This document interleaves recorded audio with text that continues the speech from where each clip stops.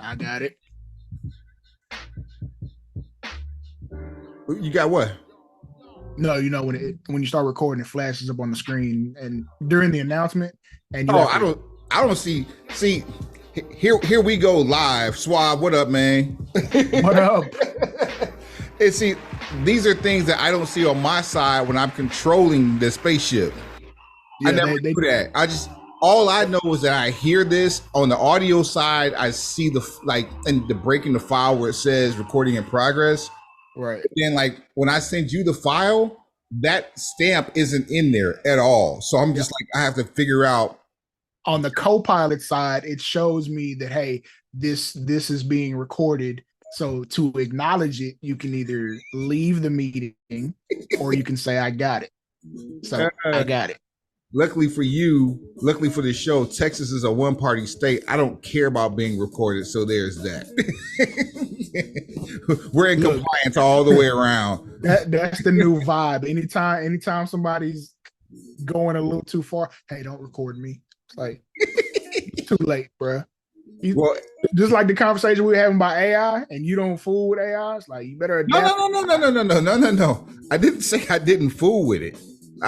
You're at a point where you've had enough of it. I've had enough for that. Absolutely. That's right up in pocket if I don't fool with it. If I done had enough of it, I don't fool with it.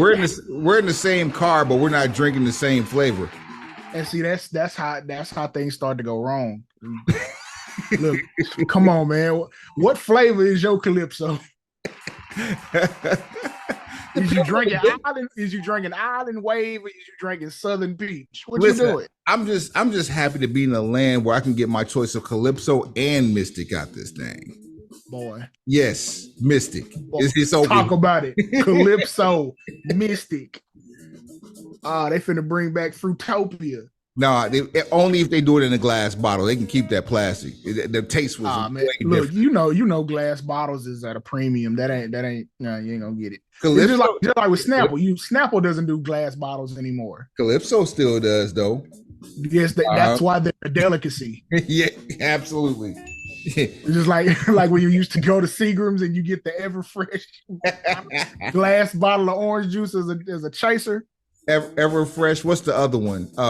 There's another one too. Is not sure fine, but Everfresh was always like the. No, I guess it. No, it's not. There's another one. Suave. It's in the same. Matter of fact, it's in the back seat with Everfresh. They back there making out. Yikes! Yeah, they got they usually have a 24-ounce bottle that's a long bumpy neck. Almost like it looks like it goes perfect with Seagram's gin. That's how bumpy the bottle is. I know what you're talking about, and I can't get the name. Yeah, it said every. But yeah, if you walk in and the convenience store smells like truffle, they got it. Bruh, chill. All I know is that if Fruitopia is coming back, it's not gonna be in a glass bottle. They're gonna go plastic like Snapple did. Shout out to the black cherry lemonade because that's ridiculous. It is ridiculous. The lemonade on the Snapple side is pretty dope right now. And the strawberry watermelon. No, strawberry pineapple lemonade. Pineapple, yeah. The watermelon lemonade is pretty fire too. Frosty beverages. We don't just talk wrestling here. We give you beverage game. Urban beverage talk is what you get with us today. Not all day. We done with all that. Today, Saturday, December the 16th. Yeah, our Lord. Yeah, our Lord. I said, yeah, our Lord. Yeah, our Lord. 20 and 20. Wiggle wee convenient, bring me your dinner bucket.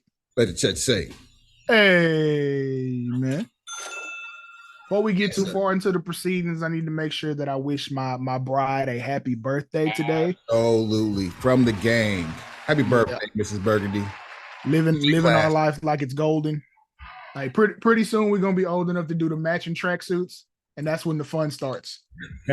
As long as it's dead stock from the 90s looking like your Sopranos throwaways, like absolutely. Absolutely. Add a couple extra gold chains. No, you just need the one with the medallion on it. That's all you need. I'm not switching up from the eagle to the medallion. The eagle has sentimental and specific reasoning. Okay. The irony, but okay. And it has nothing to do with Philadelphia.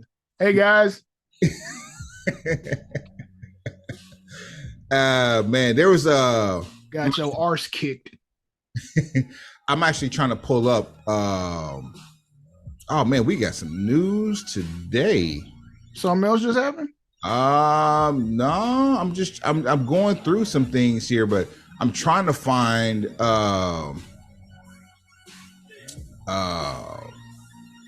Ring of Honor had a pay-per-view last night. I mean, they did. I really was trying to make it, and it didn't pan out. Yeah, I had other things going on. It's a birthday weekend, so you gotta handle some business. So yeah. Some fine dining, some kicking back, some all of that type of stuff. And it's not over. It just so happens that there are some things I carved out a break. So yeah. Yeah, literally a card that just kind of flew together, and there were some gems on there. And the crazy thing is, I actually saw the dope stuff.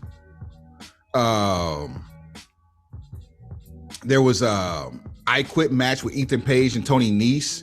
You don't expect those two to have an I Quit match for ROH Final Battle. It's not like they got a feud going on or anything, but great match, great match. I really do want to see Keith Lee and Shane Taylor. I really want to see how that played out. Yeah, I missed that. I hate to say I missed that one, but I did miss that one. That should have been the main event, considering the history that both of those men have, not just in ROH but in Texas. Facts. But gang lost, man. Keith Lee took it home. Oh, so they done finally blessed Keith Lee with some. Yeah, they blessed him with the good one. Okay. And there was no outside interference or anything. It was clean. They showed each other love the respect, honor after the match. I caught pieces of the death match for me, or the chain, the dog collar match. Thank you. I'm thinking Russian chain match. Yeah, dog collar match from hell with Mark Briscoe and FTR versus Blackpool Combat Club, and you know what's them top guys. I like that. Them top guys, but better than them top boys. We don't do that. Hey, if you know it ain't yours, leave it alone. It's shout out to Jay because he got yeet back. He got yeet back. You know what I'm saying? We had the funniest online conversation about this because somebody was like, "You can't." I don't know. The phrasing was something to the effect of like, "You can't trademark such and such, such and such."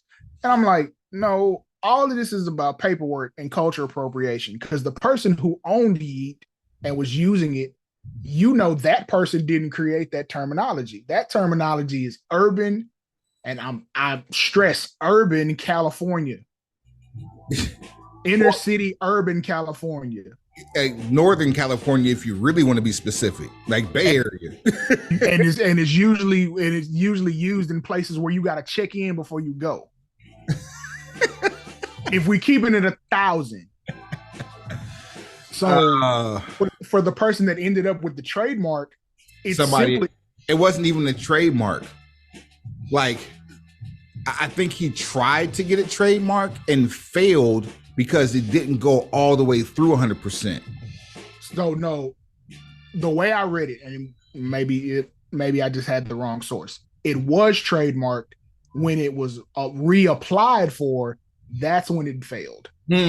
Okay. So it had been trademarked for use with professional wrestling and merchandise and so forth and so on. But we know that's a culture appropriated word. And if we're just splitting hairs here, who do you think is probably more entitled to it? Definitely not the person who said, I'm going to file this claim on it. But if we're split hairs on the two entities, you got to go with the worldwide leader. So there's a tie-in to Northern California, specifically the Bay Area, to the people that are actually using it, and actually having merch with it. Chances are Jay was sitting on the couch the first time yeet was used out loud. He might have been in the house on the couch when the first person said yeet, but got that squared away so the yeet master can get back to his business. You know, yeets and nightmares, all of that good stuff. So good on him for that. And it just, the conversation just opened the point to just say, until you put paperwork with it, it didn't happen. It don't belong to nobody. it didn't even happen without the paperwork. Like it's in the ether. But like you try to have a conversation with it as it relates to like money and the ability to make money without the paperwork involved. Man, you can't get me out the house without some paperwork involved. And I have seen people come up off of cultural appropriation. Okay, here's one that doesn't even tie to our type of community. Do you realize someone bought the web domain nyc.com once upon a time? See what I'm saying? Get outside. That's how you get active. And if anybody wanted to use that, specifically the city of New York, you're gonna have to drop out and buy this from me. You gotta see me. Like you gotta see me off the internet. That is time to never have a computer again. So if there's gonna be any type of trolling that I ever participate in, it's that. There is a great producer from the Digging in the Crates crew who has been lovingly known for eons as Diamond D. Most people don't realize when he dropped his first 2, maybe 3 albums, he was only simply going by Diamond because a rapper in Arizona had trademarked Diamond D prior to Diamond D from New York actually making it big. Until you trademark it, until there's paperwork, you have nothing. You have no DJ Drama. And on DJ Drama, perfect example. DJ Drama for a while just had to become Drama. And this was after he got raided. So he had all this on his mind and forgot to take care of the one thing that was going to get him paid long term, and it bit him as he was making his first album.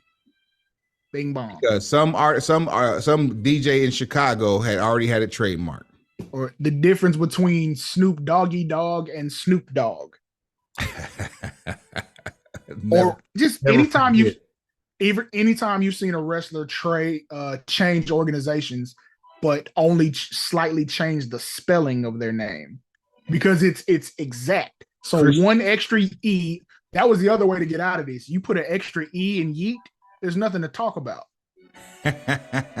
You might get litigation saying that, and that person would have to have the money to make that last. But you might get litigation over the facts like, well, this is my concept. They're taking it and doing something else to it, which for all intents and purposes, once you add that extra E, it is a completely different entity. It's the Rob Van Winkle effect. Theirs goes ding, ding, ding, ding, ding, ding, ding, ding, ding, ding, ding, ding, ding. And mine goes ding, ding, ding, ding, ding, ding, ding, ding, ding, ding, ding, ding, ding. It's different. That's it. It's just because of that, it's different. It's an interpolation. Oh man! But, all right. Yes, there's your walk down copyright law. Man, we've gone from ROH to yeet real quick.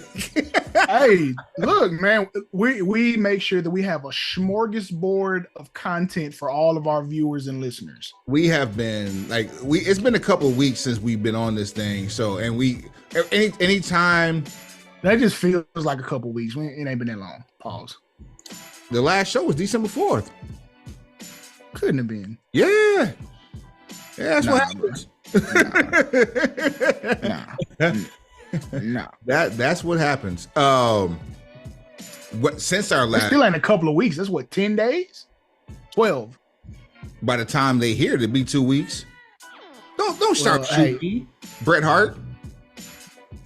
The best there is, the best there was, and the best there ever will be. You take this Scorpion Deathlock. That is not a sharpshooter.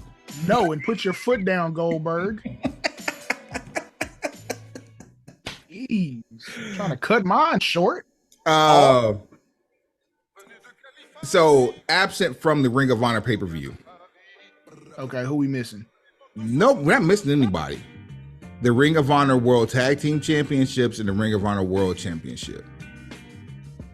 The World Tag Team Championships are held by Maxwell Jacob Friedman and Adam Cole. Baby. Adam Cole is still on the shelf. There's no way he's going to defend him. Max is reportedly on the shelf, or at least mending. What I would like to see is, because of Adam Cole's lingering injury, that they get stripped of those belts, so that way we can have rightful defenders of the Ring of Honor World Tag Team titles. Hopefully, by the time we get to Super Card of Honor. Did you see the story that that Kanos kind of alluded to something like that, like he considered stripping them? I wouldn't be mad at it. I mean, the sad part is they won't have another pay-per-view until Super Card of Honor. I mean, how is that a sad thing? You can barely keep up with the shows unless you have an Honor Club subscription. But they defend the world championships on like Dynamite and Rampage and Collision too. So like structure. That you realize how thereof. You realize how much better all of this would be if you consolidated these rosters and took the best of the best from each roster and put them on what is essentially Wednesday, Friday, and Saturday. You could ROH is developmental. You could have branding. You can still have legends in ROH. You don't have to make sure you don't have to ensure that they co-mingle on AEW television just because you're paying them. All I'm saying is I want Shane Taylor and Keith Lee on television. If they're going to battle each other, I want them doing it on a Wednesday or a Saturday. That's all I'm saying. Gate to Agony, same. And we all but lost them. Naturally, they were on the Ring of Honor pay-per-view. They were them with Brian Cage, or Ring of Honor World 6-man tag team champions. But Gates of Agony, I've been meandering in New Japan for the last 2 months, acting a fool too. Okay, here's my best case scenario to explain how much better things can be if you were to cherry pick Ring of Honor. Oh, what a some of the olds. You remember when we went to Super Card of Honor and we saw FTR Briscoes won? Yep. You remember who was on that undercard? I remember Blake Christian versus what's backstage Colt Cabana. Was it? Okay. Yep. That's not who I'm talking about though. Who else? Swerve Strickland was on the undercard of that show that we went to, that pay-per-view. Who was he going to get? Who did he go against? I don't remember seeing Swerve there. Swerve was there. I'm trying to let's see. I do remember. I know we saw Gresham versus Roosh. We saw Willow Nightingale versus Mercedes Martinez. Scrolling. Or we may have seen both of them. I don't know if we actually saw that match, but I do remember. No, Mercedes Martinez. That's what she. Roosh and Gresham ended up being the semi-main or the main. Agony, Dalton Castle, Alex Zane. So it was Swerve Strickland versus Alex Zane. Wow. Yeah. So last year, Swerve Strickland was on a Ring of Honor pay-per-view in the mid-card. Look at him now. That must have been we must have had that good gummy. I don't even remember him being there. He was there. I remember just about everybody else. I don't know. And you know, I'm high on Shane Strickland. You know, I'm high on him. I don't know. I know how you missed it, but it happened. Like Liv Morgan. But you light up, Liv. Just live your life. Live your life, Liv. Hey. But don't be fooling with K2. Just live your life. Oh no. Hey, look. Take that synthetic and throw that in the garbage. You don't want nothing to do with that. You're in Florida. You can literally grow it in your backyard and have it fertilized by lizards. What do you? We'll come back to that. Everybody chill. Everybody just chill. Everybody just take this opportunity to observe some chill. I need to slam on the brakes trigger just for moments like this. Yeah. Relax. All I'm saying is there's talent everywhere. And if you just take the best of the best and put it on the show that is paying for all this, or put it on the shows that are paying for all this, I think everything would be better. Because, okay, case in point, if you're following, give them the socials. Show at Broken Pencil BC. Show at brokenpencilbc.com, brokenpencilbc@gmail.com, on all things social. That's at Broken Pencil BC on what? Everything. Oh, it's right there. On everything. Everything. So if you've been following the socials like you're supposed to, you know that the gang slid to this past AEW Dynamite live from the College Park Center at UTA. I was there, but I wasn't there. Right. See, that's what you get for running off and doing other stuff. And you watch your mouth. In 3 months, there's some activity happening. Indeed. So you out there doing covert. I need you making a list of all the places that need to be gone to. I'm gonna have to call Chuck T and see if I can't line up something while we there. You see this hand rub here? Ooh. All of the good stuff. We need to make sure we have a gimbal on deck. I'm going to have an extra phone that's not going to be in use just for video purposes. This is going to be it might be a movie made from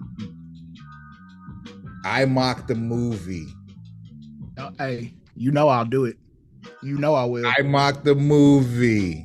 Yeah. Yep. Yeah, going straight to Tubi.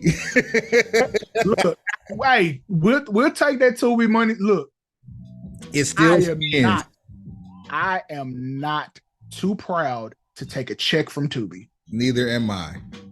Whatever streaming platform, if you have the Murdochs are billionaires. Like, come on now. If you have a streaming platform out there, now I'm talking to you.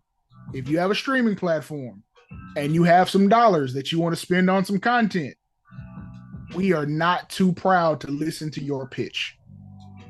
Consistency is not an issue. We're 6 years strong and growing. 223 numbered episodes. We ain't talking about the stuff that we not even numbering. Not even the best of episodes or tournaments. All of that good stuff right there. We are not too proud to listen to you talk about money. And we got our own graphics department. We're self-sustained. You give us like 3 interns and like no. Up the bag, we'll find the interns. There you go. We will assemble a crack staff without crack prices. Yeah, without baking soda. Because you bought baking soda recently, and that's and Pyrexes. And making powder to go with too. So tell them what type of powder before we get kicked off the air. Baking powder. Not, there you go. Not baby powder, not the sport kind. Yeah, baked goods were made. So we putting the cut on it, putting the 2 on the 10. Relax. We got a kitchen that gets used. Like this is not Raising Canaan. Chill. This is more Raising Canes than Raising Canaan. Yeah, I am not hiring a bunch of couriers to go deliver my goods for me. It's like I am the courier. That's hilarious. But if you've been following the socials like you're supposed to, you will see that we got outside for AEW Dynamite.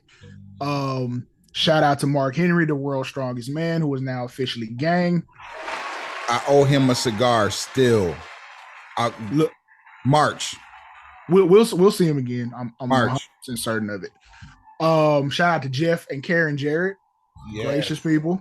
Shout out to Swerve Strickland. Shout out to Ricky Starks. Who else do we get to chop it with for a second? You gotta be doing the press nana over here. Yeah, those were the people that we really got to chop it with during that brief segment. But the people who watch the show on television have a different impression of the show than I have from actually being there. Talk about it, because So the biggest issue that we've been seeing from the internet wrestling community, IWC, if you will, right, there's this. It's an egregious act of just ne'er-do-wellism, where you take a picture of the hard camera side and the off camera side and talk about how many people are not in the building. College Park Center in Arlington has a capacity of anywhere between 6,500 and 8,000 people based on the event that they're having. Suave, what did you have in front of you? I feel like the building was at least 75% full. I feel like it was closer to 80 because there's only, you got what was blocked off for hard cam, which we sat on hard cam side. Like people were actually over there. And then like the upper deck, some of that was left open, but not by a lot. And I think that was just, that might have just been like last minute choices. But the building was significantly full, which went back to that point that we had several different shows ago where I said, if Ring of Honor too, but if you took AEW into a more intimate setting, like a Ring of Honor, like an ECW with the Hammerstein Ballroom. We saw GCW run the Hammerstein Ballroom with that one show we watched. But a 5, 6, 7, 8,000 person capacity building is perfect for AEW because you have a passionate fan base. Passionate fan base of smart who like to make up chants and they like to be a part of the show. I can't wait to see how Collision comes off from the Curtis Colwell Center, which is where we saw Supercard of Honor in 2022 at. Bing bong. So when you see it all come together, it's more of a rowdy or more inclusive environment. There's not so much space for sound to dissipate. So as far as a live experience is concerned, couldn't ask for more as a wrestling fan. And then now that you mention this, Wav, even the shows we went to, World Class Revolution Pro, what was the other joint we went to, the joints we went to where Teddy was the GM. World Class Rev Pro. But the name slips my mind, but I know exactly what you're talking about. It's no longer, but still, those shows were fun, right?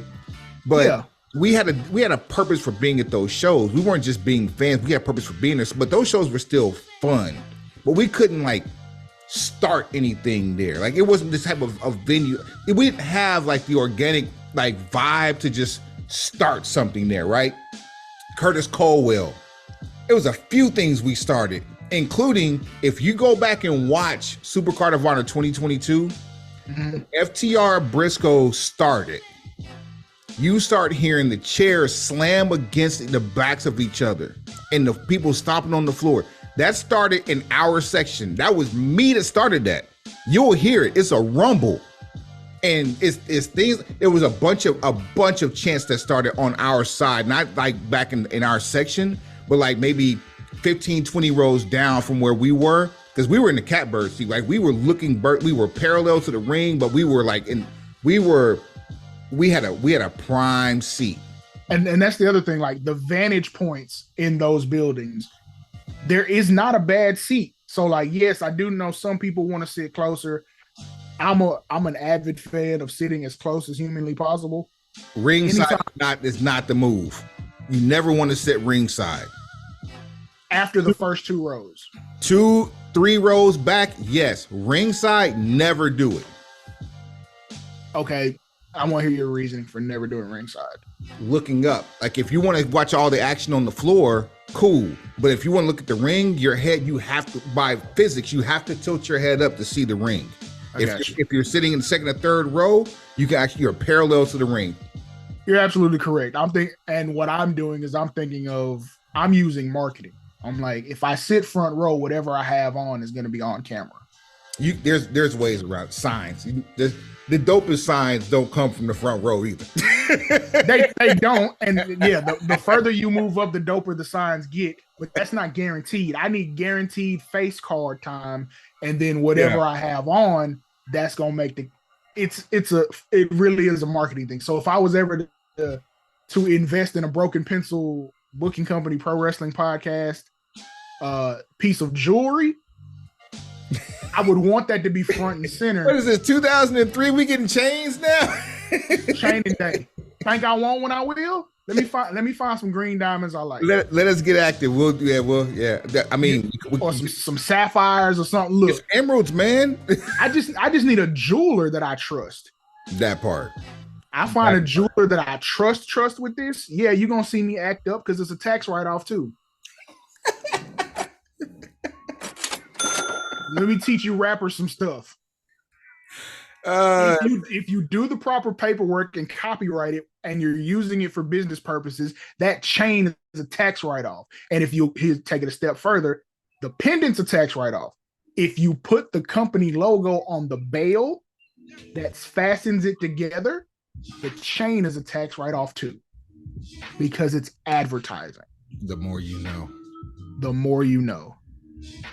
But those smaller, intimate environments really do make AEW a better experience for the live showgoer. Translating that to TV, I don't know, because I haven't even watched that episode yet. It was a good one. They're getting back into their bag of producing good television. The only segment that fell flat was the Kenny Omega Chris Jericho segment. Dear God, someone get Kenny off that microphone. Well, you may have gotten your wish, because Kenny tweeted out a photo of himself in a hospital bed saying that he had been putting off the pain for as long as he could, but he's out indefinitely, and didn't really allude to what the injury was, but said he was glad his doctors caught it when they did. Wow. Get well soon, Kenny Omega. That's as much hell as I give Kenny on this show, that I never want to hear bad health issues from anybody that we talk about. I don't want the American run of Kenny Omega to be a what if. Like, just because you went crazy in Japan, now all of a sudden we can't get 5 years straight. Like, it's hard to get 5 years straight from anybody these days, to be honest with you, and a lot of that has to do with the styles. So you see why, like, I like people like MJF, and as soon as he started doing a different style, here we are. We got our first, significant injury. But look at Orton. Like, he was the poster child for, like, smooth, just fluid. But Orton has been snake bit at times. But it's one move that almost caused his career to end, and it's a compilation of years of doing that one move, and that's that RKO. True, but Randy's also had shoulder issues over the years. Labrum. Yeah, you know what I'm saying? Like, Randy works as smooth and as safe of a style as you can work as a main eventer. It just, sometimes bad luck happens. That's one thing. It's another thing you're like what we say about El Hijo de Vikingo. Like, you just out here cheating death. That's different. Like, I never want to laugh at, like, we'll watch botches. And I hate that we're in a culture that we have to, like, watch them and laugh, but I'm glad that we can, as long as no one's hurt. I've said this since the first time I saw Hijo del Vikingo. He needs to slow down and back some of that off. He's going to shorten not just his career, but his life, because it's youthful exuberance. Rey Mysterio has apparently said the same thing to him. You can still do the incredible stuff, just at a slower pace. Maybe not as often. Spread them out some. Like, Dante Martin should know that firsthand from what happened to him a year ago. That was one of the Facts. most gruesome injuries we've ever seen on a live wrestling program. And here's what's funny: he walked right by me, which was like, okay, I'm glad you're able to walk upright. You don't have And a he limp. walked. Yeah, walked is the key word. Right, he walked. It Uh, just let it's me. unfortunate if that's what Kenny's future is going to be. It's going to be now he has to wrestle a lot less and be. I mean, being careful is being careful, but how much is that going to affect his in-ring style? Let me read you a statement from Tony Khan from last night's Final Battle Media Scrum. Quote, Okay. I know Kenny put out a statement of his own and I completely support it. And I spoke to him today. And of course, we're very concerned. Honestly, it's hard to focus on pro wrestling with someone that you care about, someone that's so responsible for all of this in so many ways. I don't know if we could have launched AEW and this would have all been possible without Kenny. Certainly, he's influential on the launch of AEW as anybody, and he's one of the greatest pro wrestlers in the world. And he's also a really important figure in this promotion and this business. So I think we're really concerned, but thankfully he's communicating. I think we're hoping for the best, and I think we're taking a turn for the better. The most important thing is that he's got help from his doctors at the right time and didn't wait any longer because he was in a lot of pain. I don't think anybody knew how sick he was because nobody would have, to be honest. I think I'll leave it up to him to give updates because he's already communicating and he's already been kind enough to kind of been communicating, and it's been his health. And I don't want to speak for him, but we're all praying for Kenny Omega, and thankfully it seems like there's good reasons to be optimistic. But we were all very worried about him. So it's honestly been a really hard last 24 hours focusing on wrestling when someone who's a part of the wrestling family has something happening that's not wrestling like that. But wow, that says a lot. It says nothing but says like it's ominous. But there's more. No, there can't be more. That was good right there. What you just, we're concerned. We're praying for his health. We'll get updates as they're made available. Yeah. You read a whole paragraph that took 12 words. Yeah, word count is different, and God bless Tony. God bless Tony Khan. I've seen him. That was an emotional response in real time, so I understand that. And but it's always an emotional response in real time. remember, okay, Supercard Honor, he cut a promo, and that same promo was a similar emotional. You talking about the welcome for Joe? That and whatever else happened, but he cut one Wednesday where he was kind of letting people know about some stuff that was going on and what they're doing for Christmas, and they're donating toys and things of that nature. It's just DFW in the middle of December with AEW is becoming synonymous. I think this is the 3rd out of 4 years that they've been in Dallas, like the week before Christmas. It's considering what they brought out for, well, basically the whole weekend, what they've done. Like, this is a market that they can win in. Yeah. And we have I guess what you would call a selection of buildings that all fit the criteria. Like it's like College Park at UTA. The fact that that's available to them, right, like that that's a testament. Curtis Colwell, the fact that that's whoever. I'm guessing Jeff Jarrett has a lot to do with that because that's what his job was in the E, and I think that's probably why they brought him into AEW following his severance from the E. But like if this is Jeff's doing, big up Jeff, because like we got to find more of those buildings, those 6 more to of 8, them. 000. Yes, it makes a lot of difference. I can't explain enough how much of a difference it makes when you're not dissipating sound with empty space. It's going to be interesting to see because I don't know if you realize, but historic Jim Crockett NWA venue, the Greensboro Coliseum. There you go. There are 8 venues that make up the Greensboro Coliseum complex, including the historic Greensboro Coliseum.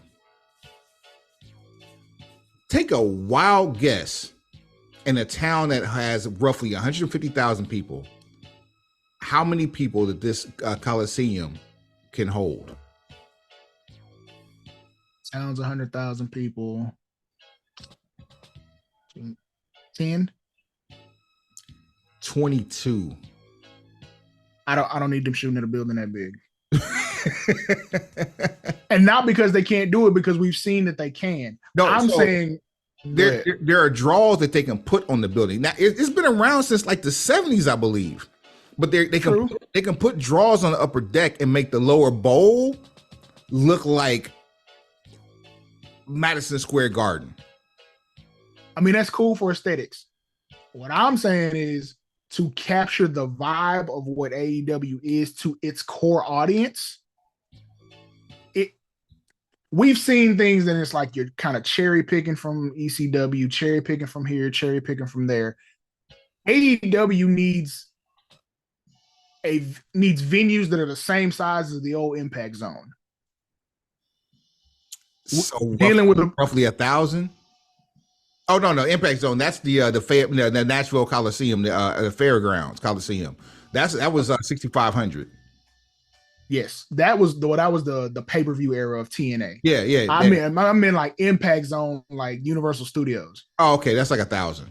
Well, yeah, both. You need to be servicing both, because what we need is to create an air of exclusivity. Like, look, you can't sit on your hands about these tickets because it ain't so many of them. That's perfect for that lower size is perfect for Ring of Honor. Curtis Caldwell / College Park Center, that AEW of Dynamite and Collision, perfect for that.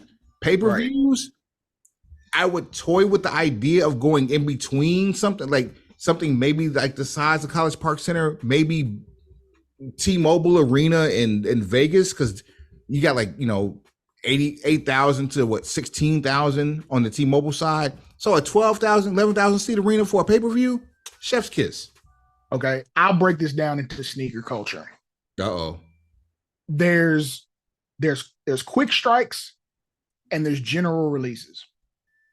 A general release is a shoe that is supposedly going to be everywhere. So let's use Nike just for S and giggles. You take a Nike shoe, I hate this, and it's a general release. That means Nike will have it on their site. There won't be a draw for it like in the sneakers app. All of your typical retail outlets will get that shoe. So your Snipes, your Finish Lines, your Foot Actions no more, but your Foot Locker, your Champs, Shoe Palace. Who am I missing? Any of those retail spots? Yeah, Journeys if it's that type of shoe. Shields, Dick's Sporting Goods, all of these different retailers that they'll have that shoe. So you shouldn't have much trouble getting your hands on it. And depending on what type of shoe it is, that means it'll sit. So if you like me and you kind of watch sneaker prices like people watch stocks, you can tell if it's still there after 24 hours, it's going to be there long enough to go on sale. Then there's the quick strike. Quick strike, limited pairs, maybe even limited release levels, may not go to every retailer, finite in number, and usually something of high value that people have been waiting on for a while, which makes not only the original sale of the shoe a big deal, the resale market takes the shoe's value and maybe adds 20, 30, 40, 60, 80% to it, to where the shoe becomes more valuable because there are less of them. So if you took that same approach to your content and where you put your shows on, the tickets that you're trying to get $2,000 for on the floor, you probably can. Or, it's easier to sell out the venue when you know, hey, this is only happening one time. It's this many people that can get in, no more. Even when you cut out whatever's for the hard cam, you're not going over this number. If you really want to see what's going on, you really want to be in the building, go on and cop that ticket early. You don't have the luxury of waiting, and you don't have the luxury of thinking that there's going to be a last minute push and you're going to get that ticket cheaper. Right. So if you take that approach, I think it should help, because I'm empathetic after going to an AEW live show. I'm empathetic to their plight, I guess, because I enjoyed it as a wrestling fan, and I was like, okay, this is what it can be. And that's like, it's the Blackpool Combat Club syndrome. You see it for what you want it to be, and then you recognize it for what it is. For me, it's the syndrome. Absolutely, for me, yeah. You know what I'm saying? And like just seeing it live was like, okay, I see what this can be. I see where this can go. It's a couple small tweaks, but they're right there. They're right there, and that would help in the short term. The creative and all the other things that we've discussed back and forth, that's the next level, and that's going to come when the audience of one decides to be the audience of a couple. Who are we dealing with? Who are we dealing with? But yes, that's the vibe on that. All right. What you've made mention of it a couple of times already. We might as well go ahead and let the cat out the bag. Come on with it. Liv Morgan. So Liv Morgan been out here, allegedly. I mean, look, this is what the mugshot say. So Liv been living her best life. Live and let live and light up and light up Liv. Yeah, light up Liv. According to the traffic stop or arrest record, the arrest record, possession of marijuana for no more than 20 grams. We can stop right there. You got that bag on you. 28 makes an ounce. That's 3/4 you got in the bag right there. It's a good weekend if you're a smoker. Depending on how many friends you have and where you're going to, absolutely. You're the life of the party. You got 3/4 on you. Or that could be, that could be the stash for the month. It's like, hey, I'm gonna get all mine now. That's a night. No, for a solo? Oh, no. For her, yeah. I mean, yeah. If she's soloing, I forget the what's the name of the rolling papers? Zigzag Cops. Yes, if she's soloing Dolph Ziggler's, then that might last her for the month. If that's just her own personal, I'm not sharing this. Now, if it's party favors, yeah, it's a good night, day and a half. You got some more. You got some for the night. Probably got some for tomorrow. There's more. Also, possession of drug equipment and possession of drugs, possibly synthetic cannabinoid. Stop right there as well. So you got the real and the artificial. Why you got that bag on you? But then you got this homemade over here. Maybe she's trying to stretch it. Who knows? Maybe. Look, I don't know or can judge what anybody's into. I would stay away from something like that. But and then here what's the other one? What was the other possession of what? Drug paraphernalia? So possession of drug equipment and possession of drugs, possibly synthetic cannabinoid. The equipment. I'm assuming that would be a vape pen. Keep going. What goes with a vape pen? Oil. Boy, y'all ain't, my co-host, my business partner, y'all ain't got this. Understand what we have here. Logic. Yeah. Broken pencil logic is not just the name of this jam, but it's a way of life. So okay. Now if we're doing it like your question, yes, it was oil, like an oil-like substance. Chances are vape oil, and yes, a vape pen. Okay. So in that case, I'll say it might not be the synthetic may not be what we think it is. It might just be hash oil, or it might be, dab. Regardless, it could have been melted wax. Regardless, they deemed it unfit for a vehicle or for having possession, and I guess that's pending testing. Now, granted, she did bond out for $3,000, so they couldn't have taken it too seriously. I mean, I don't know. There's nothing really bad about Well, public image wise, there's nothing bad about this. I mean, you would almost expect Liv Morgan to light up. I wonder if this is going to affect the way she's presented on camera when she comes back. You and I both know the Like, the miracles. They give her a gimmick as a pyromaniac. Light up, Liv. She come with the atom bomb contacts. Listen.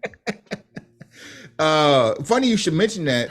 They're back flicking lighters all day.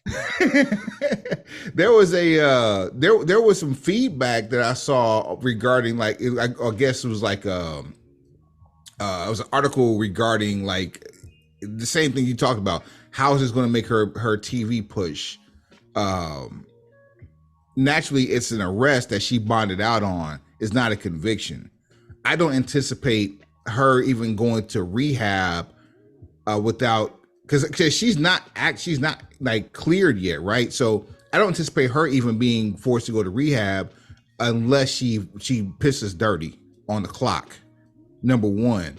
Two, if this arrest goes to a conviction, that's when we can start expecting something adverse. But then again, look at the brothers Uso. They're not fans of Detroit at all. Both of them have gotten in trouble in Detroit on a couple of occasions, allegedly. And yet they are still top guys in the E on both brands on the major side. So I just think the stance on both of their particular party favors of choice allow them to have some grace. Like with the Usos, their party favor, 100% legal. It's just overconsumption. So, and the only thing that made it to where it was an issue is you got behind the wheel. Had you just gotten in the car and let somebody else drive, this isn't an issue. I don't know what the law is in Florida as it relates to marijuana. I don't know if they've passed medical. I do know K2 is illegal everywhere. I don't think you need to have none of that. No way. I've seen too many stories. What they call it, spice. I've seen too many stories for people on spice. I'm good. I never have to have it. I don't even want to try so people can film me acting stupid. I'm good on all that. I don't need my engine locking up. I'm good, man. let me change this oil. you gonna blow a head gasket and keep on playing. Like, come on, man. You tripping. You tripping. Dog said that. You tripping. Wait, whoever told you to do this steered you wrong. Pull over. Your transmission gonna drop out of your trunk. Why are you pouring lemonade in the gas tank? They the same color, but that don't mean it's gonna make your car. No. I'm gonna cut it with the apple juice. Get your stupid. Goof ass. Exactly. That's how I feel. Your goof ass. Hey, it's official. Shout out to Duncanville Panthers, back-to-back state champions. Sock just missed the three-peat. Sock just missed the three-peat 20-17, but I heard there were some really questionable calls. Yeah, questionable. Of course there were. It's not good. It's not good at all. Yeah, but 3 teams in the DFW going for the state championship. Yeah, facts. Like, yeah, that's amazing. Had we had the triple play 2 straight years in a row, all I'm saying is we would be hard to deal with. Like we would be unbearable to talk to. Well, it's already like the fever is already there because of the Rangers. Like we're getting to a level where the championships in this city at even high school level are starting to be. It's the expectation. It's not a happy accident anymore. It's the expectation is that we will be here at the end. And more times than not, we're lifting the trophy. And so here's what's crazy. So as we talk about Texas sports, again, Dallas Cowboys are playing the Buffalo Bills at 4:25 Eastern tomorrow. By the time you hear this show, the Dallas Cowboys would have won this game. The Eagles are playing the Seahawks on Monday night, and after the thrashing that the Eagles got, and after the attitude problem that DK Metcalf has right now, there's going to be some problems in Seattle for those the Philadelphia Eagles. I mean, yeah, don't take this Amazon Web Services schedule as a joke, saying that no one played anybody, because the same could be said for San Francisco, Kansas City, basically any team with more than with less than 5 losses. It could be said that they ain't played nobody. Look, you can only play who's on your schedule, and at the end of the day, this is the NFL. These are the best of the best football players available in America. In the world, Craig. The world, Craig. So, I mean, they're all professionals getting paid to do this. This isn't recreational ball. So, whoever now, of course, we all know there are some teams who either are lacking coaching, or they might be lacking, supreme elite talent, or whatever the case may be. But the players that are on the field. Hold on. Churches. Excuse me. Look, I ain't got nothing to do with that. Boy gave up 63. I can't speak to it. And then sometimes you have teams that have just checked out on the season. But the people that you're on the field with are among the best football players in the world. Some of the best athletes in the world. If you show up and don't handle your business, you can get beat by anybody. And you can be unemployed the next day. Actual factuals. Ask Coach Staley. But if you're Suave, if I asked you, do you plan on being a part of this podcast in 2024? Your answer is yes, absolutely.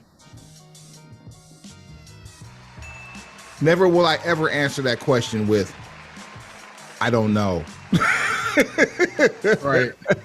Do I have some sort of life-threatening illness that's like, I might not? Do you have another question, or do I have an alternative answer? Because I don't know. You'll never hear me ask or answer a question related to security of funds, revenue, income. My response would be like, well, does a bear poop in the woods and wipe his tail with a rabbit? With a rabbit? Like, how creative do you want me to get with this answer? Like, chill, bro. Relax. A few moments later. Now she'll be fine. Yeah, she'll be absolutely fine.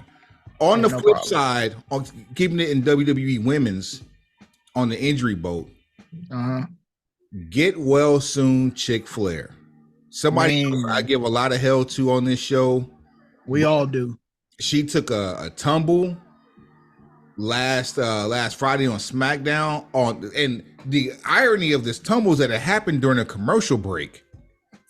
Bruh. And we came back with a really quick go home, and now she's out for 9 months. Get well soon. You hate to see it. Her WrestleMania moment, and even her winning the Royal Rumble was out of here. I mean, you never want to see anybody take an injury. Like, in any criticism we've ever had is more like, can you present her different than what you've been doing? And that's more of an indictment on the creative that she's given versus her specifically. Like, you can only play who's on your schedule.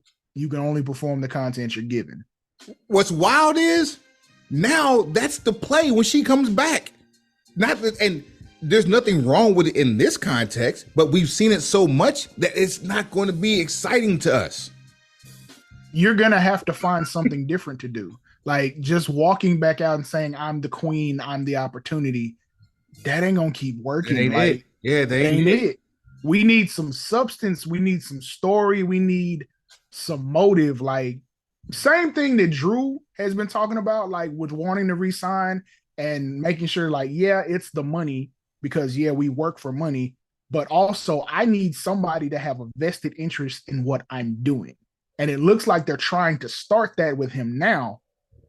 Squeaky wheel gets the grease, yes, but someone, a talent as big money and marquee as Charlotte Flair should have better story content. I'm sorry. She should.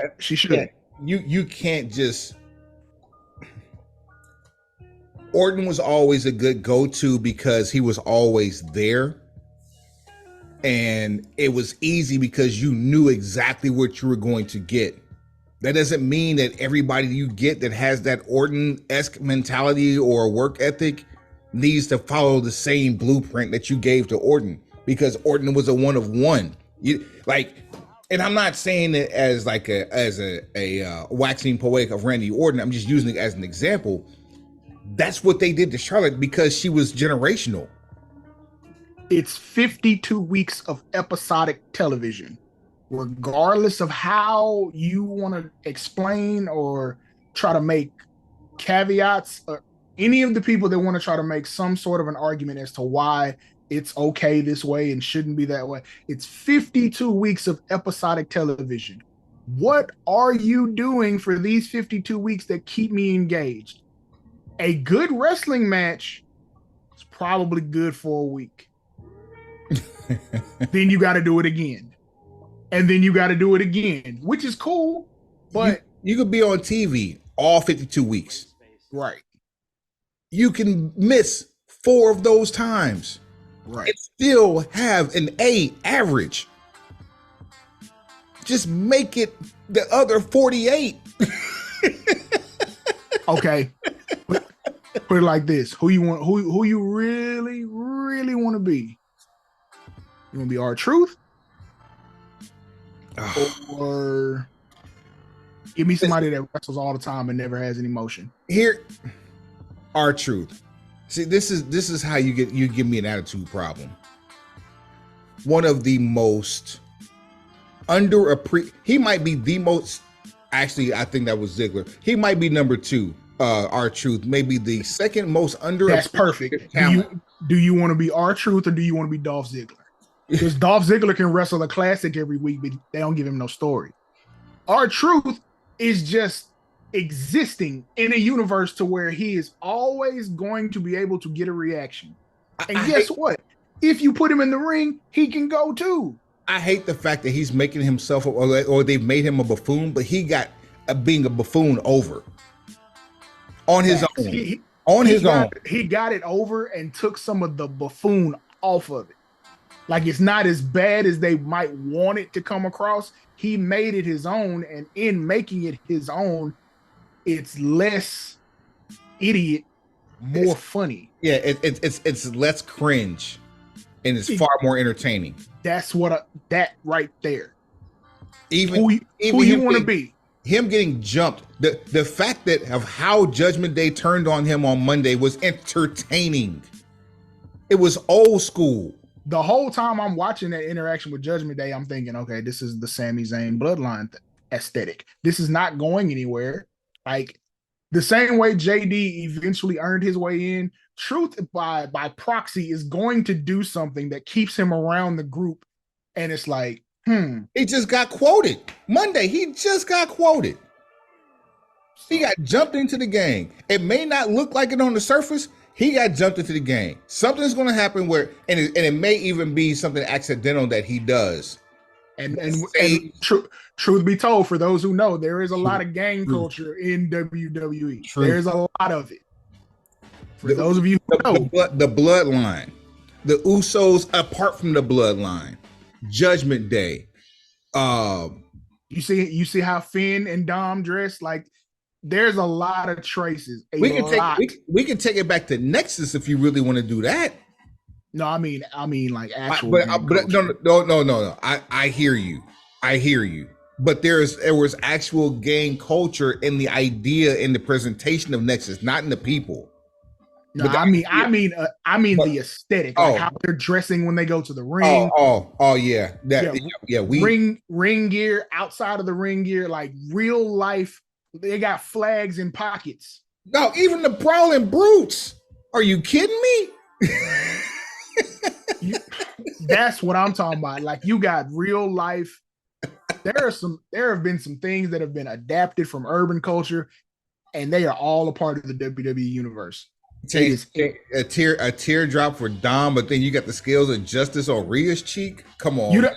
When Dom went to jail and they first started running with that story, Corey Graves was having a field day with prison references that are not spoken about in public like that. Yeah, you're not supposed to be that active with prison culture on PG television. Why is he defining prison wife on an episode of Monday Night Raw? Talking about hands in pockets. Hands in pockets, man. Fam, it's hilarious. It's absolutely hilarious. But if people knew what was being said, grand opening, grand closing, which is why some things just don't need to be bastardized. We told you, standing on business had somewhere between 6 and 9 months. I'm being lenient with that. Hey, the last episode was titled "Standing on Business." We went ahead, got that out the way. Yeah, get it in, get it out. If somebody wants to reference it, they're gonna see us too. Now, we mentioned Orton. Yes. We're gonna tie a couple things in here real quick before we take it to the house. All right, let's do it. Royal Rumble is right around the corner. Yep. Orton is at what, 14 world title victories? I believe so. So he is 1 away from tying Triple H, 2 away from tying John Cena, 3 away from tying Ric Flair. Question 1. Wait, is I thought so? Are Flair and Cena tied? I'm sorry, because I don't think they were giving him 17. Okay. Flair and Cena by WWE standards are tied. Tie goes to Flair because Flair technically has more world title reigns than John Cena. Regardless, there are some that are unrecognized. Yes.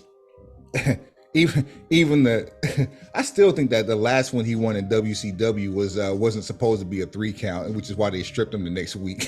It's like you completely screwed up our plan. So what we're gonna do is get this off you. We're gonna undo this on live television after a week. That's WCW for you, baby. Skip on. Okay. All right. In a nutshell. So I hope they talk about that whenever they do that TV show. I really hope they bring that one because that's part of it. That's a deep cut. You probably ain't gonna see that unless they get more than one season. I wonder if that's even on the network. Hey, I digress. So Orton, number 1, you wanted to know, does he have what it takes? Because he said he wants to wrestle another 10 years. Does he have what it takes to get those 3 additional title reigns needed to be the man?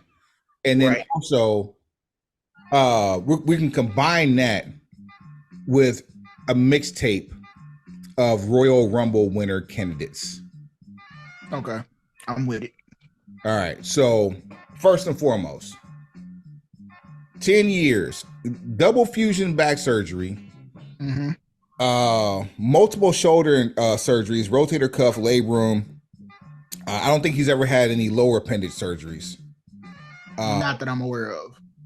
Which is amazing considering how the way he torques himself. Torques, not twerks. Yeah, torques. So what say you on either one of those?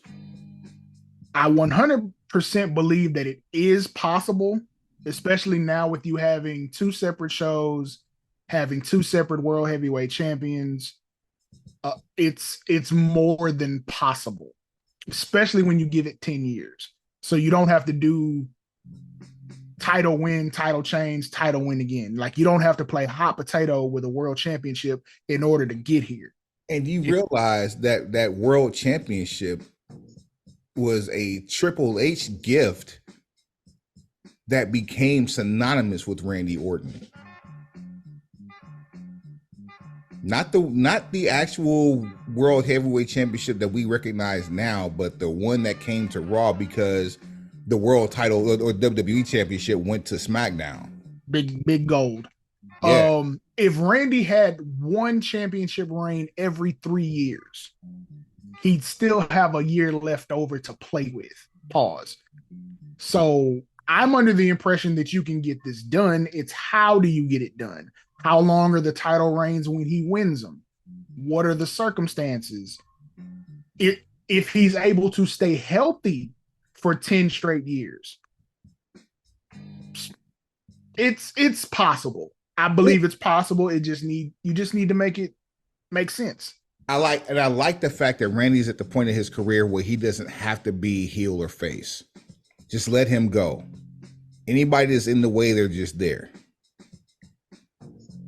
I mean, but you do kind of like when he chooses one or the other, and we all know that the one we want is heel Randy, because heel Randy's what's best for television. He'll kick you in the face, Randy. Like, yeah, all the marijuana jokes with Riddle were, they were funny, and it's funny to hear him just be able to be himself. But the most entertaining version of Randy Orton is the dastardly scumbag heel. Like, I want to hear him come off the cuff with a promo talking about how they fired his tag team partner while he was out recovering from injury. Bet you won't. Bet you won't. That's one thing you will not hear on television. Nah, he's not going to bite the hand that feeds him. Not because it doesn't. Maybe in podcast, maybe in a podcast setting, because he's already kind of said he's giving Riddle his flowers to a degree, saying, hey, because of the physical condition I was in during that tag team run, I would not have been able to last as long as I did had it not been for Matt Riddle. So basically, Riddle was the workhorse carrying, RK. He was Robert Gibson. Look, no, Robert Gibson was getting a hot tag. He's Ricky Morton. Oh, Ricky Morton, he was taking the work. Okay, gotcha. Yeah, Ricky Morton be the one out there selling. He's selling T-shirts. He's selling everything.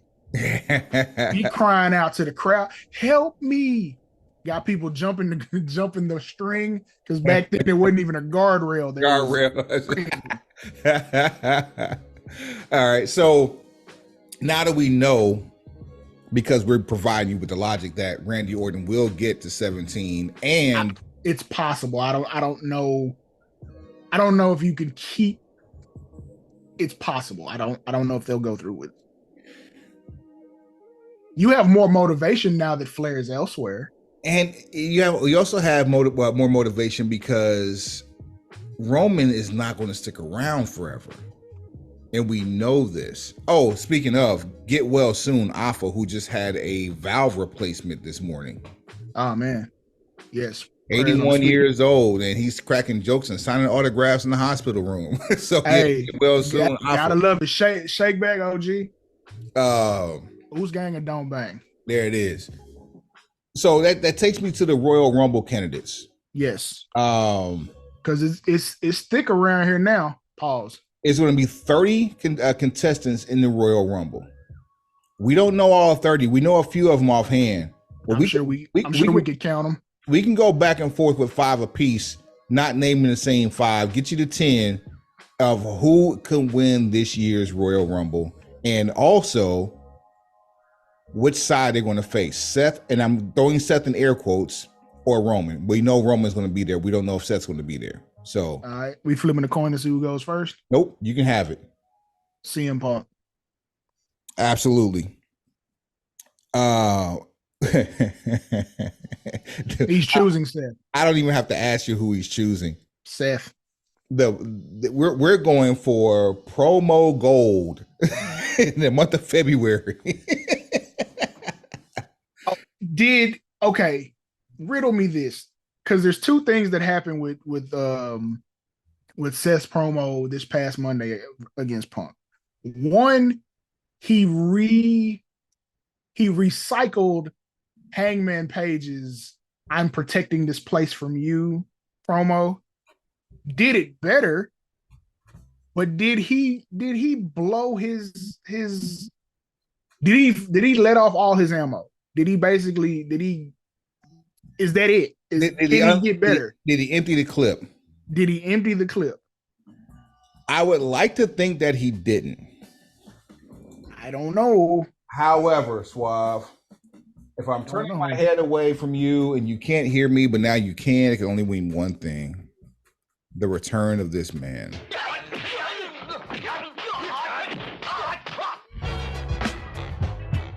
But there's also a reason for this. The reason I say that he emptied the clip is even with everything he said on Monday to CM Punk, what kept happening when he would stop talking? What, help me. The fans would chant CM Punk. Oh. Normally for the last 6, 8, 9, 12, 18 months, when Seth stops talking, exactly. They sung over Finn Balor like Balor was a backup dancer. But they killed that singing momentum with that SmackDown promo. That SmackDown promo is a nice promo for CM Punk. The crowd was not into that promo. But he buried that song and buried Seth in the process. I mean, look, Flair once upon a time came to WWF looking for Hogan and said, "I just bust that bubble you've been living in." CM Punk had a similar sentiment when saying, "Now that the best in the world is here, you're gonna have to relearn your place in the pecking order." And that's me paraphrasing. Basically. So you've been leaning on that song and it's been carrying you and you've been doing your part in the ring, but as far as like the crowd, it's basically all he had. Yeah, as far as with the crowd choosing you over anybody else, the song is usually what wins out. Now you have a better promo to line up against. The song ain't gonna work. You can't watch your way out of this. Drip God Seth is what's best for business when the fans aren't behind him. Hey, look, what they've got. Maybe that's what we're working towards. Maybe we're working towards resentment for Seth because the fans love Punk so much, and eventually, a la WrestleMania, if that's what we get, we're probably going to end up getting a double turn. Oh, Punk going to the dark side, and Seth going super face.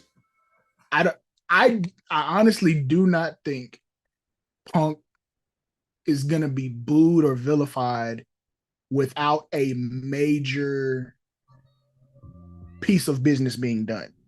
The marriage is too new. And right now, if Seth unloaded, on CM Punk in that promo, I argued that he may have shot off the entire clip and doesn't have anything to fall back on. Whereas CM Punk hasn't, he fired a couple warning shots. This is like diss records and rap. If you go swing first, you need to be going for a knockout punch. Yeah, you don't come back with a line or a bar. You come back with a whole song. That part, you from bar one to wherever you end, you need to be in attack mode. This is like boxing. This is like rap music. Anything else, the aggressor is who scores the points. But if you done punched yourself out in round one and this is a 12-round fight, you don't know struggle. You buy premium gas. Parents are married. Cranbrook. Parents have a real good marriage. Yeah. Notice that this man did not have his hands up. So that's what I'm interested to see. Does Seth have more in the tank? Does he have more ammunition? Is he going to be able to carry this until the eventual match happens? Or is CM Punk about to dog walk him in terms of performance? Because right now the crowd has made their choice because everything is so new. It's interesting, and I'll tune in to see it. But if you're a Seth Rollins fan or you just hate CM Punk, you might have a rough couple of months coming up. Here's one for you. Okay. Cody. Of course. Of course, we would say Cody would win because Cody has to finish this story. Right. I would like him to finish it a different way, but yes, you and I both. But winning the Royal Rumble is not it for him. Yeah. But for the sake of conversation, because he's already put himself into the Royal Rumble and already let it be known that he needs to finish the story, we're going to put him in this conversation. Yeah. But this year he's not going against Roman because he doesn't want this. He doesn't want to see what happened last year happen again this year because too many chefs in this kitchen on the SmackDown side. But he also has Seth's number. Seth is 0-3 versus Cody since Cody returned to WWE. What makes Cody think that he wouldn't end up winning round 4 and taking the belt at the grandest stage of them all? I got Seth taking on. I got Cody taking on Seth when Cody wins. What else? What you got, Suave? If and when Cody wins, there's only one target. It is the tribal chief. Anything else feels like a step down. This is your daily acknowledgement. Everything else feels like a step down. Everything else feels like he basically took a knee and chose the easy way out. Which, I mean, it's a backhanded situation to Seth, but anything other than Roman is a step down, and it looks like you just took the easy way out. Yep. And so there's that. So will be the story.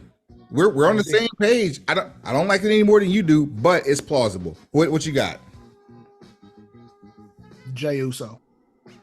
Come on, Suave. Let's go. Gang. And for a while, I was under the impression that this could have been a really good move off top anyway. And I would have had Jey go back to finish business with Roman. But that's just me. That's just me. I'm not anti Seth Rollins, but I am anti that belt. I'm not against rap. I'm not against rappers. But we are against thugs. The premise of that belt irritates me. Even if it's been defended, which at this point where there's like a handful more defenses, like Roman let it get out of control because they were even, and then Seth had like a 2 defense lead, and now he's got another and another, so now it's like 4 or 5. But just the premise of that title being the participation trophy because we can't figure out how to get it off Roman. Nobody else is hot enough to take it from him at this point, and the story's too good. So okay. So you got Jey winning and taking on Seth, right? No, I don't. I have Jey winning and going back to see about finishing off the bloodline. Okay.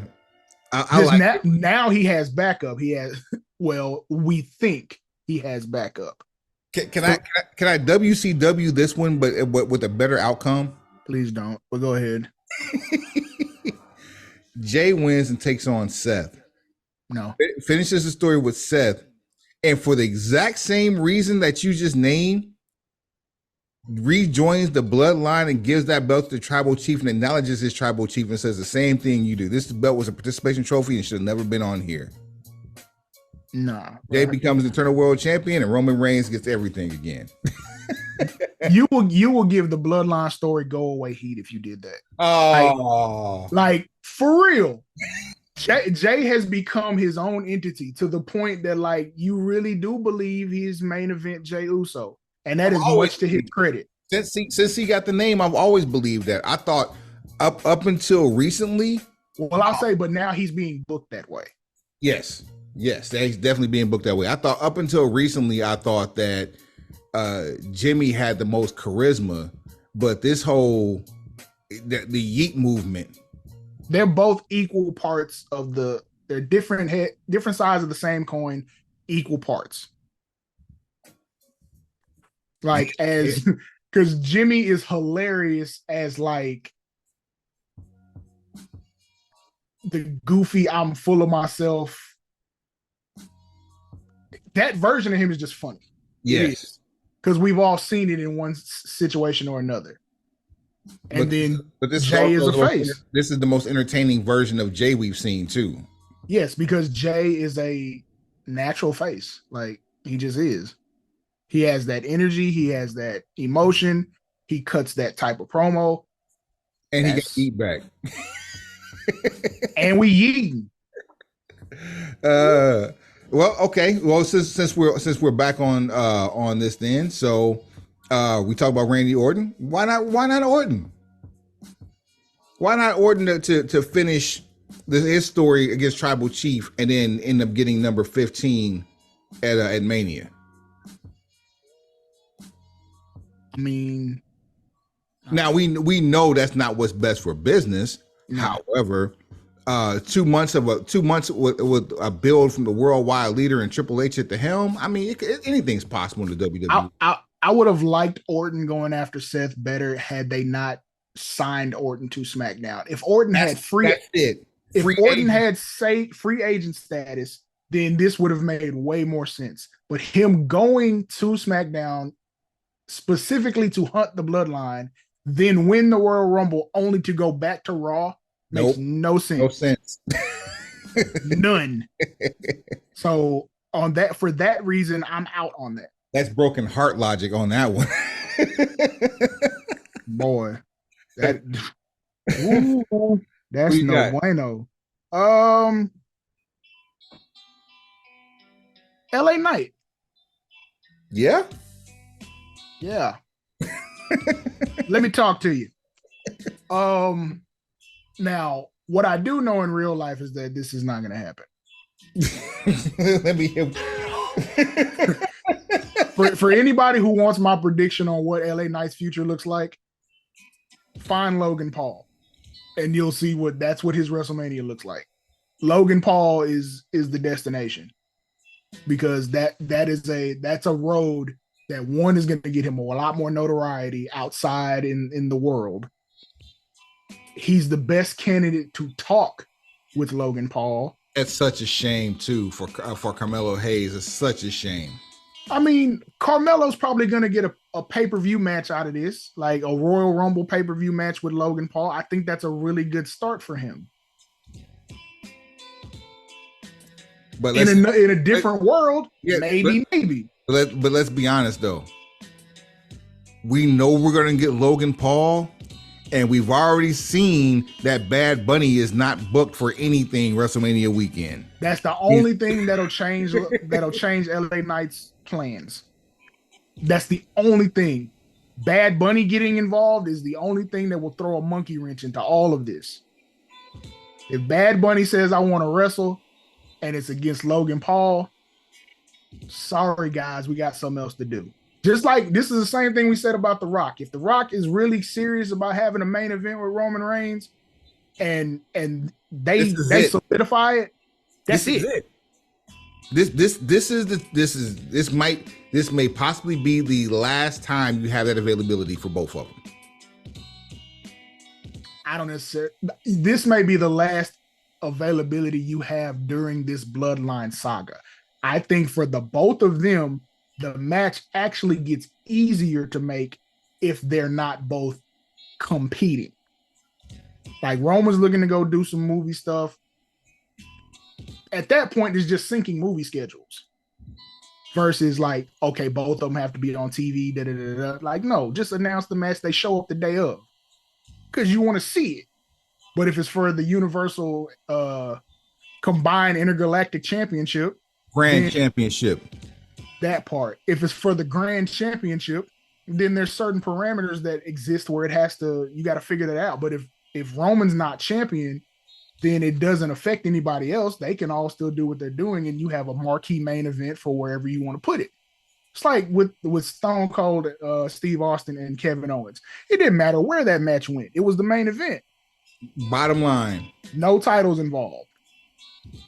Hell, both men wearing a t-shirt. You see what I'm saying? It could have been the last match of night one or the first match of night two. It's lit. It's going down. Like a plane crash. All right. AJ Styles says he came back this week. For talking about phenomenal. How about the work AJ's been putting in the last couple of months since he's been out? AJ's in the best shape. Gainesville, Georgia. That dude is in the best shape of his career. And that's saying something, because the best shape of his career prior to this was when he's made his debut at the Royal Rumble. So It's 3 hots in a cot, baby. when you is something different about eating food at your house that's been prepared at your crib and sleeping in your own bed and working out in the same place every day versus catering. You feel me? I don't care how many stars your Michelin rated chef has. It ain't my wife. It ain't me. And look, with the travel schedule and the time you leave arenas, you ain't getting Michelin star. You getting Waffle House. So shouting. Look, we've watched what was the show that used to come on? The car ride. Oh, Ride Along. Yeah, Ride Along. Where did you ever see them stop? It was Waffle House, In-N-Out. It was some type of burger, something fast food was involved with them every time. Sheamus would be the one that would go to one of the meal prep spots and fill up a cooler. Like that, but that takes extra effort. So everybody's not gonna be inclined to do that. Right. It matters though. So I got AJ winning, taking on Seth. He after what he did over the weekend for the Bloodline, it seems like he's trying to keep them at an arm's length, but also not cross them. And so it makes more sense considering that he is trying to take a little heat on to go against Seth. Plus, we know AJ on the parts of the tribal chief. I feel like because Solo and Jimmy is who kind of took him out of commission for a while, that he himself is also aimed at taking out the Bloodline and would choose Roman. Again, choosing Seth is choosing the lesser. Whether it be in perception of title, whether it be in length and reign, whoever beats Roman is instantly forever made. Whoever beats Seth is just the next champion. Suave, quit spitting bars. Quit putting words together to form complete sentences. I'll take it a step further. The person that beats Seth is just food for Damian Priest. Okay. All right. I told you I had something for you. All right, I'm listening. I'll come back to that in a second. It's earmarked Damian Priest. Who you got next? I'll throw a curveball in here because there has been a stretch in WWE where they would try for the curveball Royal Rumble winner just to give people something different. And this is where I'll say somebody would challenge Seth. Finn Balor. Okay. Finn Balor wins the Royal Rumble. That is completely out of left field. Yep. It would be. And he challenges Seth because he'll cut the promo saying that everyone's talking about finishing their own story. My story is finishing Seth. Why? Because Seth took away his title, even though Seth didn't beat him for the title. Seth just took him out during a title match in which Finn won his only Universal Championship. Matter of fact, the inaugural Universal Champion who never defended the belt. And Seth ain't wearing K-tape on his back anymore, so apparently that was just a conversation. That was a story plot for Shinsuke. Like, you went from selling the back like you were about to be crippled to, it's Monday. And there's another one out of left field for you. Who that? Shin Split Nakamura taking on Seth. There's no way he can take on the tribal chief. His non-English promo still isn't getting over. Bringing back the Mist is kind of helping him, but the only thing that can help him regain the status as an international superstar would be to win a world championship, and it has to be the participation trophy, even though it's a step down. Plus, he's on Raw, so it makes it easier. Shin Split wins, takes on Seth. Last one, Suave. You got one more. I cannot see that happening. I just can't. As much as I love Shinsuke, I can't see that at all. But for my final, I'm going to go ahead and pick someone who I know will be doing something different at WrestleMania. But if I leave him off this list, I'm going to feel like I cheated myself. I cheated everyone else. Walter.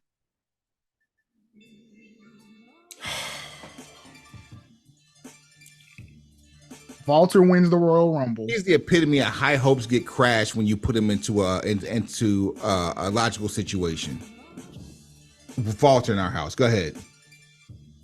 I would have him choose Seth just because, it makes sense. Heel versus face or heel versus tweener. Although I think I could make a pretty compelling story for Walter to challenge Roman, is just in that moment, Walter's going to end up becoming a face. I don't know if that's best for everyone. Because the whole mantra of the mat is sacred, that he could authentically challenge Roman about not being there and participating on a regular basis. And because the premise is the mat is sacred. So how devoted are you if you ain't going to church on a regular basis? Instead of the sour grapes approach that you hear when people were aiming it at Cena, or when Seth was aiming it at Roman, or Cena was aiming it at The Rock, like that sour grapes. I'm here every week. You're not. Well, apparently you don't negotiate well enough. It's your funky self. You know what I'm saying? Like, you mad at me because you got extra days on your schedule? I mean, if you want to make $2 million and work 300 days a year, go right ahead. I make $4 million and work 30. Bing bong. Who won? Who really won? The game of life. Don't you wish you would be like me? You want to be like me when you grow up, don't you? That's the factual. That's what it really is. That's what it really is. Promo. All right, go ahead. But yeah, I would have Walter go ahead and finish Seth. Like, we would actually, had he been selling his back this entire time, even after Shinsuke, and then Walter's basically the last mountain to climb, air quotes, and Walter just dismantles this man for about 30 minutes. I'm totally fine with Walter walking out as a double champion. And then instead of he has to carry both belts or Walter 2 belts, do what you did at WrestleMania 6. He relinquishes the title, start a tournament. And then that's where you can tie up some of your other loose ends. You can elevate somebody else. Like Melo. Even though he's going to be on SmackDown, it'd be a good way to like have him bridge some talent. Right. You make the Intercontinental Championship tournament open to whoever. Yeah, matter of fact, you can do another 12-man tournament. Like, bing bong. 3 or 4 from every brand. That's it. Last one for me. Now, I don't know how this would play out, only because we don't know what happens on Monday. Okay. I like the idea of Damian Priest winning, challenging Seth, and losing on at Mania, but then cashing in on Monday Night Raw to get the belt off of Roman. I would take it a step further. I am 100% with Damian Priest winning, challenging Seth, but beating Seth, while Cody challenges Roman, beats Roman, but Damian Priest cashes in on Cody. So now he's double champion. Triple champion. Oh, well, now I don't think they have the tag belts by then. Damian 3 belts. No, I'm talking about because Roman carries, well, he has 2 belts. He only wears 1 now, but you get what I'm saying. Yeah. Okay, I got you. But I mean, but he would legit be 3 belts then if he actually, because there's WWE champion, Universal champion, and World Heavyweight champion. He'd be triple crown. Well, 4 because if he still has the tag belts, then there's that. That's what I'm saying. So, but yeah, I have that's my idea. Because I keep forgetting that the actual goal is Cody Roman. So yeah, I'm with you on the whole Cody winning, going to Monday Night Raw. Now Cody's going to be mad. Cody's going to be hating life because he finished the story. Oh, yeah, you finished the story and they started a new one before you could sign the book. Your book ain't even on the shelf yet, fam. But what I do know, that is Cody booking. That is because he is all about his father. Exactly. It's about the chase. The title reign will never be as good as the chase. Dusty had 3 world championship reigns, and one of them I remember lasted 2 episodes of TV. Here's a fun game to play between episodes. We'll think about this, and we want all the pencil pushers to think about this. What was the last face title reign that was better than the chase? For example, Kofi Mania was here. Getting Kofi to the main event of WrestleMania was it was a 10 out of 10. The title reign itself, 4, maybe a 3. And it had nothing to do with Kofi. It had everything to do with the fact that they gave him opportunities to have great matches, did not give him great content to work with in between those matches. There's nothing interesting about what the title reign is other than he's got another match next month. There's no personal issue. There's nothing that makes you watch and say, man, I really do care about this. You know how hard that is? Even CM Punk's in 2011 reign when he came back. When they gave Cena the belt, and then Punk came back after he re-signed his contract and brought the real belt back, and then he won it from Cena. Even that wasn't as good as the chase to get to Cena. The most compelling, I guess, story plot you got during Kofi's situation was when Vince McMahon tried to dress him down on television about why he didn't deserve that, which quite honestly could have been built into something with. Now, if you have McMahon throwing challengers at him every month, then there's an antagonist involved. So you get the match that, you know, is going to deliver in the ring, but there's a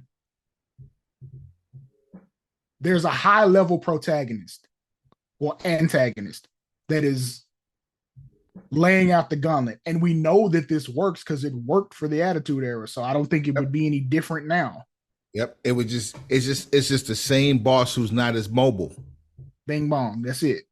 And then because of the cultural dynamic at play, there are things that you can get into that you can't get into with everyone else. Like start bringing up some stuff he did in 2006.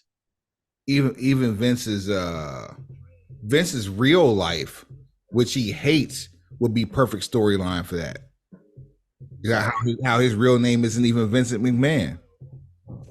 I don't think they'll ever pull the covers back that far, but I get what you're saying. But yeah, I mean, but along those lines, I mean, well, think about the payoff. What was Kofi's payoff for his title reign? A squash on the premiere of SmackDown on Fox. By who? Brock Lesnar. You don't think talking about Vince McMahon's past isn't worth getting to the big boss before you get to the boss? Had you handled it that way, I'd have been 100% for it. I swear I would have. Like, if it was Kofi Mania versus the tyranny of McMahon, and it culminated on the first episode of SmackDown on Fox, and it was him versus Brock Lesnar, and you got more than a 90-second match, but it was still a squash, perfect. You would never, for what you did, you will never get past the first week of SmackDown on Fox. Your challenger will be announced on the first episode of SmackDown on Fox. So now you're building anticipation for everyone to watch, even though it was going to be lit anyway. You get the payoff, and let's say you get a 15-minute match, but it's a massacre. I mean, like literally every break, it could be something as simple as Kofi, call your wife. Kiss your kids. Just give me the SummerSlam match versus Cena. Give me that. Shine the belt up. Do what you get. Give me Brock Cena from SummerSlam. Give me that type of a squash, but make it 15 minutes. And I think you have the perfect ending to that part of the story. And I need a 2-hour bill for it too. I need that. I need every break to have something like, are all your affairs in order? I need something that let them know like it's a Rappington. Like there's nothing you can do. There ain't no New Day. Nothing can save. These are the vapors. Nothing can save you. You see what I'm saying? So it's not necessarily what you did. It's how you did it. Yep. title reigns end. People get beat. This is we know what professional wrestling is. It's the execution. You got to care enough about who's holding that belt and what they're doing with the belt before you decide to say this is the guy that's going to get it, because everybody's invested in the story that's getting them to the point to where you know they're about to get it. What happens after that? The booking backwards aspect from the 70s and the 80s is not happening. I'm sure we've seen glimpses of it, here and there, but it's like you said, this is a really good thought process. I even me thinking aloud about that Punk thing earlier. Like, off the top, I can't tell you a great title reign from a face that was better than the Chase, Booker T included, in WCW. Wow. If you show up brokenpencilbc.com, brokenpencilbc@gmail.com, you see it right here. At Broken Pencil BC on all things social, at Broken Pencil BC on what? Everything. Let us know best title reign by a face that's better than the build, better than the Chase. The Chase is everything. For the Shawn Michaels chasing Bret Hart in 96. What's another good one? Butch Reed chasing Dick Murdoch. I mean, if you want to go that far back, true. Ron chasing Ric Flair. Ron Garvin chasing Ric Flair. The chase only lasted 4 weeks. The title reign lasted 2. And there was no defense. No successful defense. Dusty might be the outlier. Dusty chasing Flair. No, because Dusty's run lasted 3-4 weeks. Oh, then there's that. Flair chasing Harley. Flair was never really a face. Flair's had a couple face runs. Yes. Okay. How do you feel about Steamboat's run with the belt? Steamboat was like a white meat baby face, which I'm not 100% fond of those. They're not the they're not my preference, but also just like Kofi. Kinda. Like, because his main opposition was Ric Flair, and there's just the opposition of the two lifestyles. They're drastically contrasted images. That was the story, but it wasn't like you had 6 different challengers, because even the schedule wasn't like that. You had 1 or 2 challengers, and they lasted you a year. You know who would have been at the top of this list without question had there been a damn chase? Who? Try Terry. There was no chase. He ain't never had a chase. he ain't chased nothing since '84. Like, he don't even chase his shots with beer. Ain't no chase involved with what he's doing, my boy. It just ain't gonna happen. Like, go okay. For as much as I've had to say Goldberg, which is better, the chase or the title reign? Absolutely the chase, bruh. Without question. What was the culmination of the chase? A title win. Where? In the Georgia Dome. How many people were there? 40K. Did it happen again for anybody, including him? No. There it is right there. Gotcha. And see, that's the thing. Like, it's a rarity. It's a real rarity. So that just goes back to what we were saying about Cody. Like, once he wins, then what? What do you do to make that title run better than the chase that led to ending the story? So I think the biggest issue that we have with this whole idea is the fact that, sure, we have top tier talent. Like, we have grade A, top shelf, aged fineries with no light on them, so the oxygen doesn't get into the bottle type liquors on the top shelf here with some of this talent, right? But when someone like Cody gets the belt, when someone like Cody gets the belt, he doesn't have anyone to go up to because he's looked at as the top dog. So anybody that he loses to is looked at as if they elevate themselves. Cody doesn't get elevated by a loss. He only gets elevated by wins, but you can't get elevated by a win if you have nobody better than you. And this is how Randy Orton gets to 15.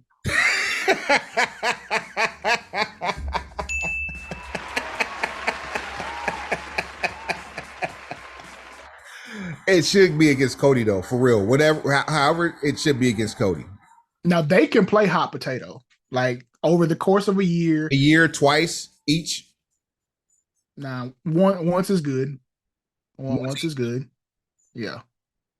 And I'd like to see a split, like a 70-30 split on terms like who holds the belt the longest. But regardless, the finish is at WrestleMania. But that Damian Priest, oh, that's say. Day after Mania, Priest. The night of. You think? Right as he is celebrating with the confetti, kick him in the head. What is it? Hit him with the South of Heaven choke slam. Let's put that lower third up. Listen, Judgment Day. Triple H is the king of the lower third swerve. I've never seen more lower third swerves than anybody, with anybody, as I have with Triple H and NXT. The lower third is the culprit. Every damn time, you don't see it coming. Just saying. We got Ciampa twice like that. That tells you something. How we get Ciampa twice with a lower third? Who are you dealing with? Take us to the house, man. Hey, pencil pushers, like, rate, subscribe, share, tell a friend, tell that friend to tell a friend, and then tell that friend again. Heads up, pencils down. Yes, sir.